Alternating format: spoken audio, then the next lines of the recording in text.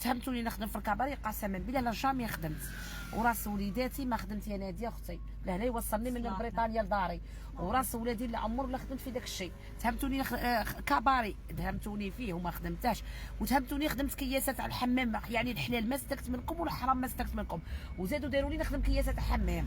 يعني شوفوا هنا العباد كيفاش ربي وكيلهم، حسبي الله ونعم الوكيل، واللي يهضر فيا ربي ياخذ فيه الحق والعرف روحها في قلبه. يعني خدمت في الكباري ما قلتوش اصحاب الحرام اللي بينه بين ربي حاسبه، وقلتوا لي خدمتي في كياسات الحمام. يعني الانسان في الحرام ما يسلك منكم وفي الحلال ما يسلك منكم. شنو نقول لكم؟ حسيبكم الله ونعم الوكيل. على الاقل حنايا رانا نصفوا رواحنا مع ربي، ونكون كيما نقول واحد سبب باش نكون نطلق غير كلمه زينه مع الناس، باش على الاقل نخلي بلاصتي نقيه في الدنيا، على الاقل ما نخليش بلاصتي خانزه. وانتم اللي كنتو تخنزوا في بلايصكم جايكم مع ربي سبحانه وتعالى كيدكم في نظركم حتى بانوا لي يقريتكم.